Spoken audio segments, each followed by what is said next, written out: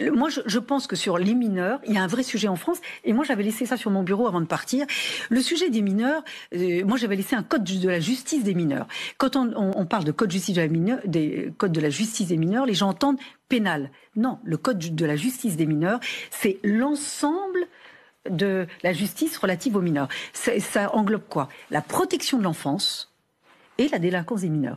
Vous savez que les mineurs délinquants, c'est une toute petite minorité.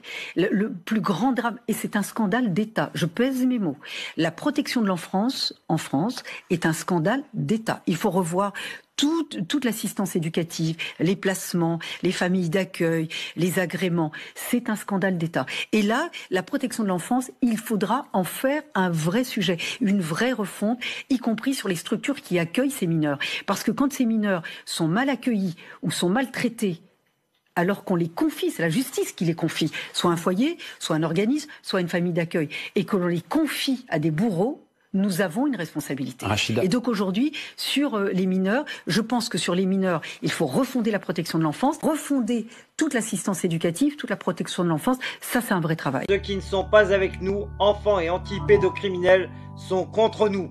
Pour triompher, le mal n'a besoin que de l'inaction des gens de bien. Des enfants sont détruits, violentés, violés et morts de par votre passivité. Vous êtes avec eux ou contre eux?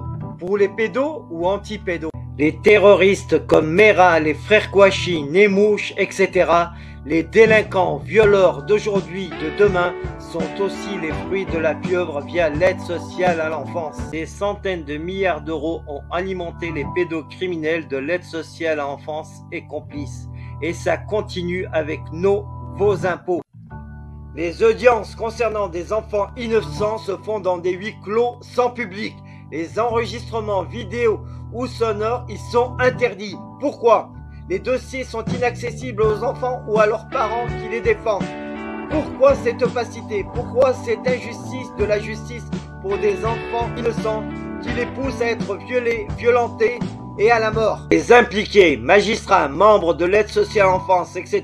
dans les dossiers d'enfants innocents ne veulent pas remplir des attestations sur l'honneur dans l'intérêt des enfants en lesquels ils certifient ne pas transgresser les lois, donc respecter les lois.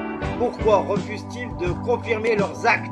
Si la pieuvre agite impunément depuis une quarantaine d'années, cela est dû à l'absence de médiatisation et à la désinformation qui fait que les médias ou politiques qui ont évoqué le sujet parlent de dysfonctionnement de l'aide sociale à l'enfance, soit trouble dans le fonctionnement, ce qui est mensonger.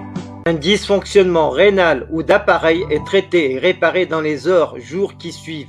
Pas laisser 40 années dans le même état. Les services publics sont au service du public. Tous les membres de services publics doivent être responsabilisés personnellement quand ils agissent pour nuire sciemment envers les citoyens de France. Soutien à la COPRASP, Commission populaire de répression des abus de services publics, composée de citoyens de France sans lien avec les services publics.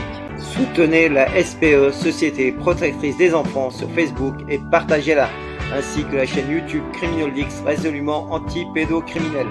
Pour soutenir CriminalX et libérer les enfants victimes de la pieuvre pédocriminelle via ASE, Aide sociale en France, pour combattre la pédocriminalité, je vous invite à faire des dons sur le compte qui suit. Ma chaîne étant bloquée, je vous invite à cliquer sur la cloche et à choisir l'option toutes pour recevoir les notifications des nouvelles vidéos publiées. Merci.